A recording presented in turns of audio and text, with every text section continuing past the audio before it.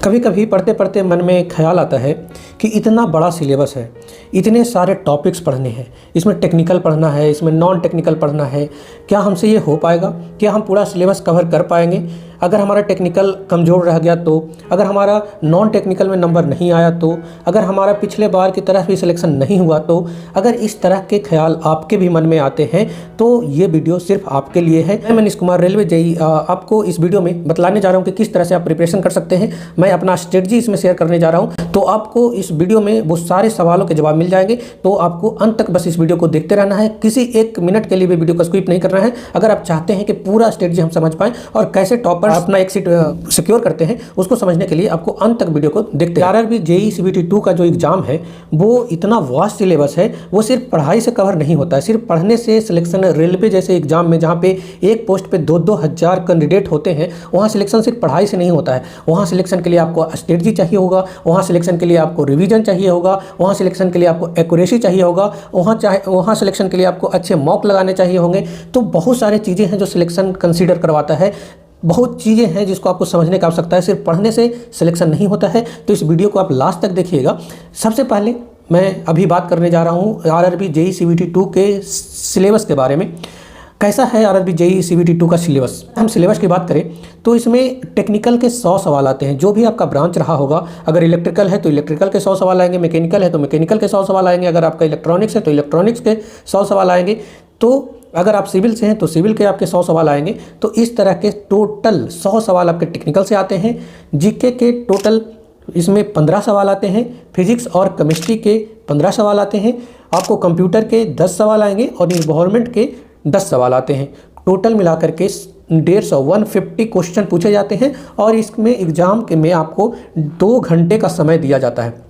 समय इनफ होता है। अगर आपका प्रिपरेशन अच्छा है तो इसमें काफ़ी अच्छा समय होता है, आपको समय की कमी यहाँ पे महसूस नहीं होगी। लेकिन ये जो सिलेबस है, जो बोलने में लग रहा है 5 सब्जेक्ट है, लेकिन टोटल ये सब्जेक्ट जो बहुत वास्ट है। जीके अपने आप में समुद्र है, टेक्निकल है वो अपने आप में 4 साल 3 साल के टोटल कोर्स का समावेशन है। इसमें सारे कोर्सों को एक जगह लाया गया है क्रैक्स के रूप में, तो वो पूरे के पूरे सब्जेक्ट पढ़ने होते हैं आपको। सबसे पहले बात करते हैं कंप्यूटर साइंस के बारे में। कंप्यूटर साइंस जो कि टोटल 10 नंबर के इसमें क्वेश्चन पूछे जाएंगे। 10 नंबर में इसमें से कुछ ऐसे इंपॉर्टेंट टॉपिक्स हैं जिससे ही सवाल पूछे जाते हैं। उसके लिए हमने पूरा डाटा तैयार किया है प्रीवियस ईयर से। मैं अपने एग्जाम के एक्सपीरियंस के हिसाब से भी आपको बतला रहा हूँ कि किस किस टॉपिक से कितने प्रश्न पूछे जाते हैं। देखिए, कंप्यूटर से टोटल 10 नंबर के सवाल आएंगे, मतलब 10 क्वेश्चन आएगा, जिसमें से इंपॉर्टेंट टॉपिक्स भी आप याद कर लीजिए। Input output devices, storage devices, networking, operating system, MS office, input output devices, internet, email, website, virus, malware और बहुत तरह की चीज़ें हैं जो आते हैं। जैसे MS ऑफिस के बहुत सारे एक्सेल के शॉर्टकट पूछे जाते हैं, वर्ड के शॉर्टकट पूछे जाते हैं, पावर पॉइंट के शॉर्टकट पूछे जाते हैं, और उसमें नया की कैसे इंसर्ट करेंगे, नया पेज कैसे इंसर्ट करेंगे, पावर पॉइंट स्टार्ट कैसे करते हैं, और फार्मूला वगैरह, वो सारी चीज़ें पूछे जाते हैं। और क्या पूछा जा सकता है इसमें? जैसे पूछा जाएगा इंटरनेट का डेवलपमेंट के बारे में कि गूगल कब आया, याहू कब आया, इंटरनेट कब आया, किसके फादर कौन थे। तो इस तरह के सवाल कंप्यूटर से पूछे जाते हैं। बेसिक सवाल होंगे। इसको हम कवर कहाँ से करेंगे? इसको कवर करने के लिए हम लोग किसी भी कंप्यूटर के कोई भी नोट्स ले लेंगे। जैसे आपको यहाँ पे एक बुक शो कर दे रहा हूँ, इस तरह के बुक्स जिसमें 50 से 100 पेजों में जिसमें समरी दे रखा होगा, सिर्फ वही बुक पढ़ेंगे। अगर आपके पास PDF भी अवेलेबल है तो आप उससे भी कवर कर सकते हैं। नेक्स्ट टॉपिक है हमारा इन्वायरमेंट एंड पॉल्यूशन कंट्रोल। ये टॉपिक से टोटल 10 सवाल पूछे जाते हैं और 10 मार्क्स के आते हैं। 10 सवालों में से मेन इस पर जो फोकस होता है वो पॉल्यूशन के बारे में होता है। जैसे किस तरह के पॉल्यूटेंट होते हैं, नॉइज पॉल्यूशन की बात की जाती है, इसमें एयर पॉल्यूशन की बात की जाती है, इसमें वाटर पॉल्यूशन की बात की जाती है, और तरह तरह के पॉल्यूशन को कैसे कंट्रोल करेंगे, उन सारे चीज़ों के बारे में इसमें ज़्यादा फोकस उसी टॉपिक पे होता है। मैं टोटल आपको बता देता हूँ। पॉल्यूशन के बारे में पूछा जाएगा, उसके कंट्रोल के बारे में पूछा जाएगा, 3 से 4 प्रश्न इससे हो गए। वेस्ट मैनेजमेंट के बारे में पूछा जाएगा, जैसे इलेक्ट्रॉनिक वेस्ट आज के समय में न्यूज़ में रहता है, तो इलेक्ट्रॉनिक वेस्ट से रिलेटेड सवाल पूछे जाएंगे। ग्लोबल वार्मिंग जो कि एक बड़ा समस्या है, इसके बारे में सवाल पूछे जाएंगे। Acid rain, ozone layer depletion, और इसी तरह के जो नॉर्मल सवाल आते हैं, इसको आप कवर कहाँ से करेंगे? गवर्नमेंट को कवर करने के लिए किसी भी कॉम्पिटिटिव एग्जामिनेशन का बुक जो होगा उसमें 10 से 20 पेजों में ये सारे टॉपिक्स दिए गए होते हैं, और कुछ भी अलग से इसमें नहीं पढ़ना होता है। जो कुछ प्रोटोकॉल्स है, जो बहुत सारे समिट हुए हैं, जैसे अर्थ समिट हुआ, मॉन्ट्रियल प्रोटोकॉल हुआ, और इस तरह के बहुत सारे प्रोटोकॉल हुए, बहुत सारे समिट्स हुए हैं, तो उससे सवाल पूछे जाते हैं, तो वो सब भी आपको याद करना है। और इससे इन्वायरमेंट से रिलेटेड नए जो करंट अफेयर बन रहे होंगे उससे भी सवाल पूछे जाएंगे। मतलब करंट में जो चीज़ें चल रही होगी उसको भी आप ध्यान में देखिएगा, वो करंट अफेयर से आपको कवर वहाँ से हो जाएगा। तो इन्वायरमेंट के लिए कोई भी अलग से बुक खरीदने की आवश्यकता नहीं है, कंप्यूटर के लिए कोई भी अलग से बुक खरीदने की आवश्यकता नहीं है। आप इन दोनों टॉपिक को 1 से 2 वीक में आप कवर कर सकते हैं, इसके लिए ज़्यादा समय देने की आवश्यकता नहीं है। मतलब कंप्यूटर के लिए 1 वीक दे दीजिए और इन्वायरमेंट और पॉल्यूशन कंट्रोल के लिए 1 वीक दे दीजिए। 1-2 वीक में दोनों टॉपिक खत्म हो जाएंगे और इसको सिर्फ रिवाइज करते रहिएगा, बस इतना ही मोर देन इनफ होता है। मैं कम मार्क्स से ज़्यादा मार्क्स की ओर जाता जा रहा हूँ। फिजिक्स और केमिस्ट्री, साइंस में एक गनीमत है कि इसमें से बायोलॉजी के सवाल नहीं पूछे जाएंगे। जो CBT 1 में आपको बायोलॉजी के सवाल पूछे गए थे वो इस बार नहीं पूछे जाएंगे।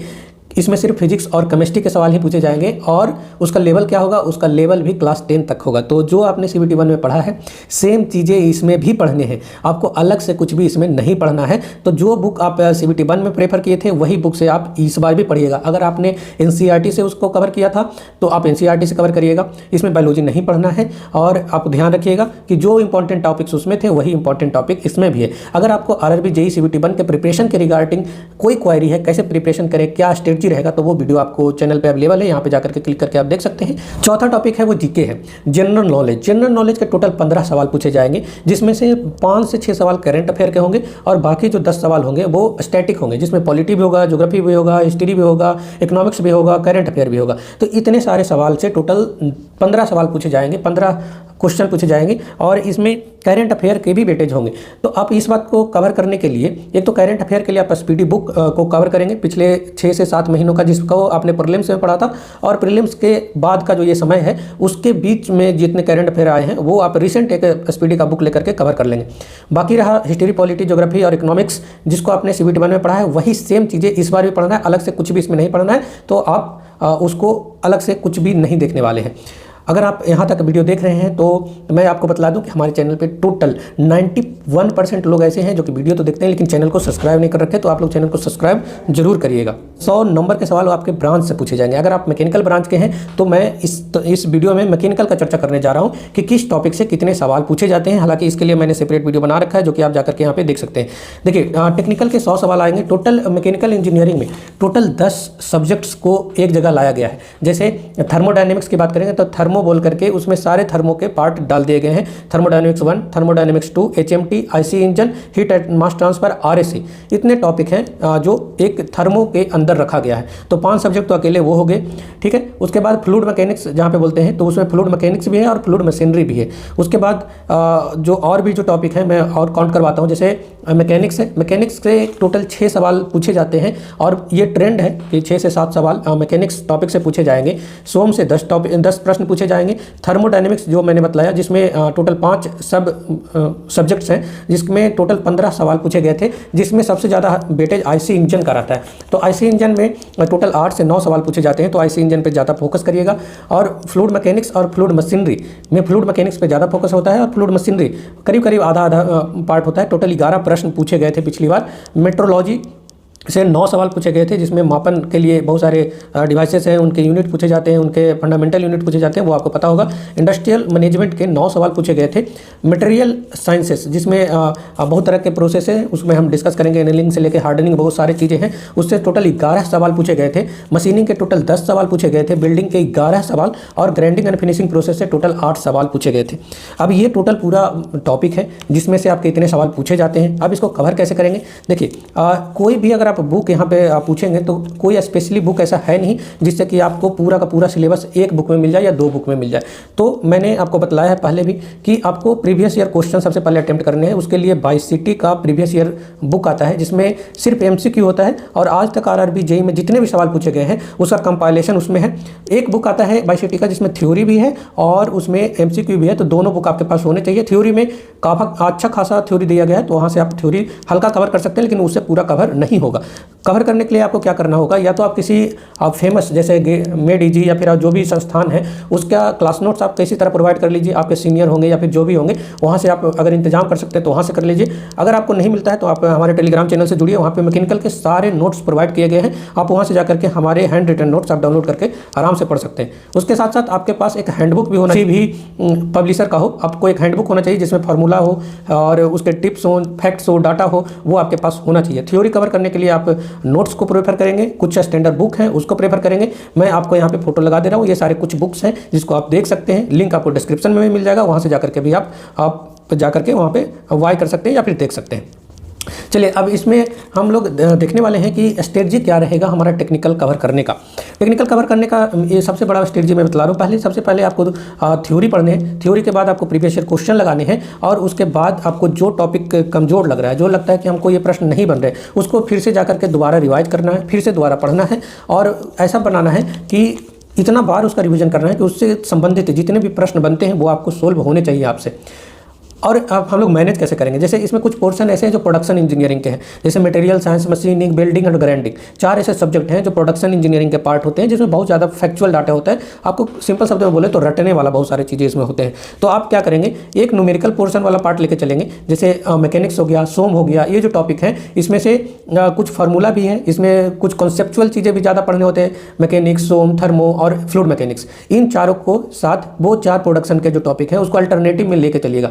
मतलब अगर हम सोम पढ़ रहे हैं तो साथ में हम मशीनिंग पढ़ लेंगे, अगर मैकेनिक्स पढ़ रहे हैं तो साथ में हम मटेरियल साइंस पढ़ लेंगे, अगर हम थर्मल पढ़ रहे हैं, थर्मो पढ़ रहे हैं तो साथ में हम बिल्डिंग पढ़ लेंगे, और फ्लूइड पढ़ रहे हैं तो उसके साथ हम ग्राइंडिंग पढ़ लेंगे। इससे फ़ायदा क्या होगा, इससे फ़ायदा ये होगा कि एक तरफ तो आप कॉन्सेप्चुअल चीज़ें सीखेंगे, एक तरफ फिर से फैक्चुअल चीज़ें सीखेंगे, क्योंकि आपको अगर एक बार में फैक्चुअल चीज़ें रटने लगेंगे तो वो कवर नहीं हो पाता है, चीज़ें भूलने लग जाती है। तो आपको दोनों को एक बार में लेकर चलना है, थ्योरी और कॉन्सेप्चुअल चीज़ें दोनों साथ साथ में लेकर चलना है। अब आपको स्टार्ट किससे करना चाहिए, अगर आपको इस बात में कन्फ्यूजन है कि हम स्टार्ट कहाँ से करें, तो आपको जो टॉपिक सबसे अच्छा लगता है वहाँ से आप स्टार्ट करिए ताकि आपका रुचि बना रहे। उसके बाद जैसे ही आपका कंटिन्यूटी आ जाए तो आपको क्या करना है, जो सबसे हार्ड टॉपिक है उसको कवर कर लेना है, ताकि आपको उसको रिवाइज करने का काफ़ी समय मिल पाए। जो टॉपिक आपको हार्ड लगते हैं, जो टॉपिक आपके लिए कमज़ोर है, उसको आप कवर करेंगे।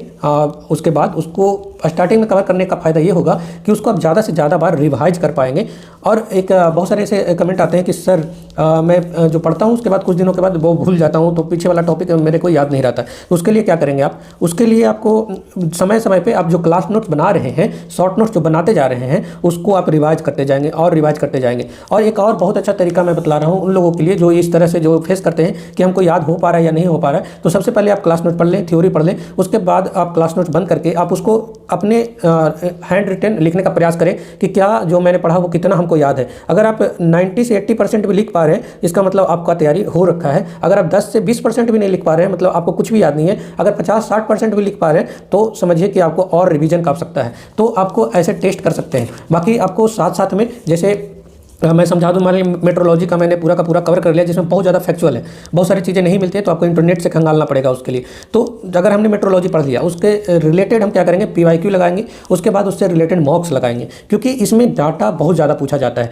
और इंडस्ट्रियल मैनेजमेंट जिसका बहुत सारा टॉपिक नहीं मिलता है, जो कि आपको हमारे नोट्स में मिल जाएगा, आप वहाँ जाकर के डाउनलोड करके पढ़ सकते हैं। तो वहाँ पर उसका जो PYQ है और उसका PYQ के साथ साथ जो मॉक है वही आपका मेन सोर्स होगा, और वहीं से आपको थ्योरी कवर करना पड़ेगा, और वहीं से चीज़ें को धीरे धीरे धीरे कवर करिएगा और वहाँ पे कंप्लीट हो जाएगा।